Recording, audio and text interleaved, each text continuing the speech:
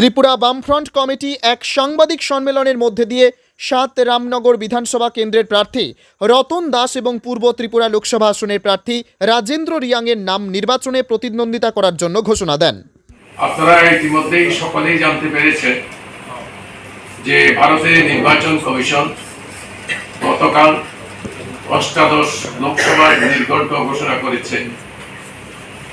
আমরা সেই পরিপ্রেক্ষিতে আমাদের বক্তব্য এবং আমাদের প্রার্থী সম্পর্কে বলবার জন্য আমরা ত্রিপুরা বামফ্রন্ট কমিটি আপনাদেরকে আহ্বান করেছি।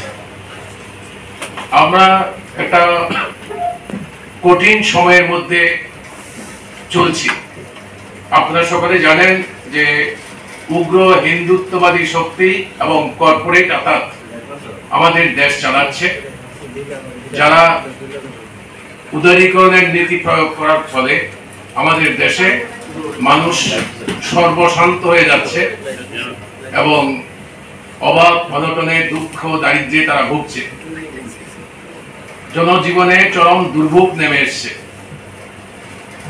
আমাদের দেশের মানুষের জীবনে অর্থনৈতিক অসাম্য দারুণভাবে বেড়েছে। আমরা ত্রিপুরা রাজ্যের মাটিতে ইন্ডিয়া ব্লকের সেই উদ্যোগকে ত্রিপুরা বামফ্রন্ট কমিটি স্বাগত জানাচ্ছে এবং আমরা এই রাজ্যের মাটিতে আমরা বামফ্রন্ট ইন্ডিয়া ব্লকের অংশীদার হয়ে আমরা এখানে বিজেপি মথা আইপিএফটি জোটের সরকারের বিরুদ্ধে জনমতকে এক জায়গায় সন্নিবেশিত করতে আমরা সিদ্ধান্ত গ্রহণ করেছি এবং তার জন্য আমরা আমাদের প্রার্থী সেভাবে আমরা মনোনয়ন করেছি।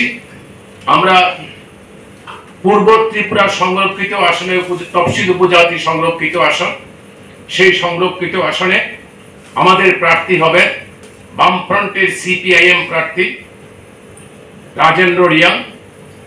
উনি আমাদের রাজ্য সম্পাদক মন্ডলীর সদস্য। উনি আপনারা অনেকে জেনে থাকতে পারেন, ওনার বাবা সর্বজয় রিয়াং সন্ত্রাসবাদীদের হাতে শহীদের মৃত্যুবরণ করেছে। সেই বীরের সন্তান আমাদের এখানে পূর্ব ত্রিপুরার লোকসভা আসনে বামফ্রন্টের সিপিআইএম প্রার্থী। উনি কাস্তে হাতুড়ি তারা প্রতীক চিহ্নে উনি নির্বাচক মন্ডলীর আশীর্বাদ চাইবেন, সমর্থন চাইবেন এবং আমরা তাকে বামফ্রন্ট কমিটি মনোনয়ন করেছি। আপনারা জেনে থাকবেন যে ভারতের নির্বাচন কমিশন আমাদের রাজ্য বিধানসভার একটি শূন্য আসন, রামনগর বিধানসভার শূন্য আসনের জন্য নির্বাচন ঘোষণা করেছে। এই শূন্য আসনে রামনগর বিধানসভার যে রামনগরে ত্রিপুরা বিধানসভার যে শূন্য আসন, সেই শূন্য আসনে বামফ্রন্টের সিপিআইএম প্রার্থী হবেন কমরেড রতন দাস। উনি আমাদের পার্টি সিপিআইএম এর পশ্চিম জেলা কমিটির সম্পাদক এবং প্রাক্তন বিধায়ক। এই নির্দিষ্ট রামনগর বিধানসভা কেন্দ্র থেকে উনি নির্বাচিত হয়েছেন। আমরা বামফ্রন্টের তরফ থেকে আমাদের রাজ্যের সমস্ত ধর্মনিরপেক্ষ গণতান্ত্রিক সংগঠন, রাজনৈতিক দল, ব্যক্তি বিশেষ সবার কাছে আবেদন করব, আমাদের এই প্রার্থীদের বিপুল ভোটে জয়যুক্ত করে এই বিজেপি আইপিএফটি মথা যে সরকার, সেই সরকারের মুখের উপর জবাব দিন, যেন ত্রিপুরার মানুষ তার গণতান্ত্রিক অধিকার প্রতিষ্ঠিত করতে পারে। বলেছেন সর্বভারতীয় ক্ষেত্রে যে ইন্ডিয়া ব্লক হয়েছে,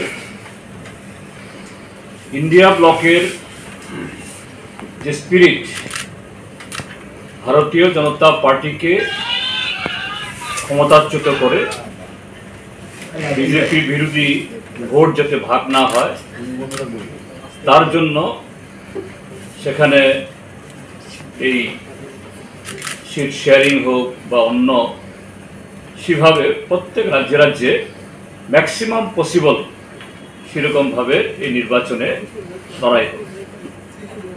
তো এখানে আজকে আমরা পূর্ব ত্রিপুরা সংরক্ষিত আসনের জন্য আমাদের প্রার্থীর নাম আমরা ঘোষণা করেছি একটু আগে। তো পশ্চিম ত্রিপুরা আসনে এখানে ভারতীয় জাতীয় কংগ্রেস ইতিমধ্যেই তাদের প্রার্থীর নাম ঘোষণা তারা করেছেন, শ্রীযুক্ত আশিস কুমার সাহার নাম। আমরা যে এই দুটি কেন্দ্রে, শুধু পূর্ব ত্রিপুরা কেন্দ্রে না, পশ্চিম ত্রিপুরা কেন্দ্রেও যাতে বিজেপি বিরোধী ইন্ডিয়া ব্লকের এই প্রার্থী যাতে তার জয় সুনিশ্চিত হয়, তার জন্য সর্বাত্মকভাবে আমরা লড়ব। একসাথে সর্বত্র আমাদের প্রচার সেভাবে যায়, মানুষের কাছে আমরা সে আবেদন আমরা নিয়ে যাব। দ্বিতীয় হলো যে এই নির্বাচনে ত্রিপুরার যে জনগণের জন্য, যদিও এটা অব্যক্ত ছিল না, ত্রিপুরা রাজ্যের মানুষ যথেষ্ট সচেতন, কিন্তু সময়ের সারণীতে কখনো কখনো যে সত্য বা বাস্তব যতই রূঢ় হোক, এটাকে যারা সময়কে পেছন দিকে ঠেলে নিয়ে যেতে চায়, মানুষের শুভ চিন্তা ভাবনা, মানুষের অধিকার, এটাকে যারা পেছন দিকে ঠেলে দিতে চায়, সময়কের জন্য নানা কায়দা কানুন করে, কসরত করে তারা সফল হয়। কিন্তু একটা সময়তে তাদের যাবতীয় কৌশল, তাদের মূল চেহারাগুলো ধরা পড়ে। এখানে আমাদের ভাইয়া বলেছে অনেক, আমি সেগুলো যাচ্ছি না। এটা হলো যে একটু আগে আমাদের সাথে বলেছেন যে ভারতীয় জনতা পার্টির সাথে ত্রিপুরা মথা তাদের একটা সময়তে আড়ালে আবডালে এখন প্রকাশ্যে,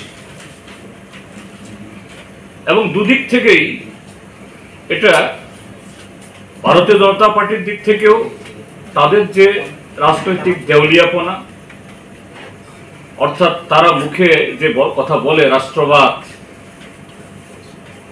দেশের সার্বভৌমত্ব, সংবিধান, মহাত্মা গান্ধীর প্রতি তাদের শ্রদ্ধা, বল্লভভাই প্যাটেলের প্রতি তাদের আনুগত্য, এটা যে ঠুনকু, এটা এরকম কিছু কিছু ঘটনাতে সর্বভারতীয় ক্ষেত্রেতেও এবং কোনো অঞ্চলের বা রাজ্যের ক্ষেত্রেতেও এটা ধরা পড়ে যায়।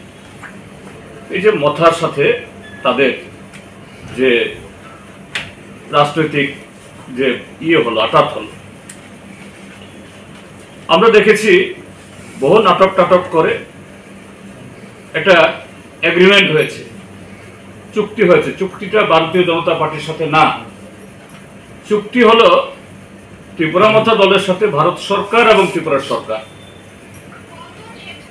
এবং সেখানে যে কথাটা ত্রিপুরা রাজ্যের প্রতিটি মানুষের কাছে, প্রিন্ট বা ইলেকট্রনিক মিডিয়ার প্রতিটি অক্ষরে, প্রতিটি তাদের চ্যানেলে অসংখ্যবার উচ্চারিত হয়েছে, গ্রেটার ত্রিপুরা ল্যান্ডেই একমাত্র সলিউশন, এবং গ্রেটার ত্রিপুরা ল্যান্ড ছাড়া আর কোনো ধরনের আন্ডারস্ট্যান্ডিং, কোনো ধরনের বোঝাপড়া এবং তাদের আন্দোলন থামবে না। কিন্তু এগ্রিমেন্টে এগুলো কিছু উল্লেখ নেই, ভাষা কিছু কথাবার্তা। অর্থাৎ তার আগে এনসি দেববর্মার সাথে যেরকম ভাবে এরকম চুক্তি না হলেও পরবর্তী সময়তে এই এম্পাওয়ার কমিটি বা মডালিটি কমিটি করার চেষ্টা হয়েছিল 6 বছরে, কোনো ডিম প্রসব করেনি। এটা তারই পুনরাবৃত্তি। কিন্তু আমরা দেখলাম যে চুক্তি করে ফেরত আসে নাটক টাটক করে, এরা এত বাজি পুরালো, আবার সে সরলমতি ত্রিপুরা রাজ্যের পাহাড়ের জনগণকে নানাভাবে এই উল্লসিত করলো, উন্মাদনার দিকে ঠেলে দিল। দেখা গেল চুক্তিটা ওই এগ্রিমেন্ট না, ওই যেখানে যাই লেখা হোক সে লেখার মধ্যে কিছু নেই। আসল চুক্তি হলো যে গত বিধানসভা নির্বাচনে এই ভোট ভাগ করে বিজেপিকে যে ক্ষমতা আসতে সুযোগ দিয়েছে, সেই ক্ষমতার স্বাদ যাতে সরাসরি পেতে পারে।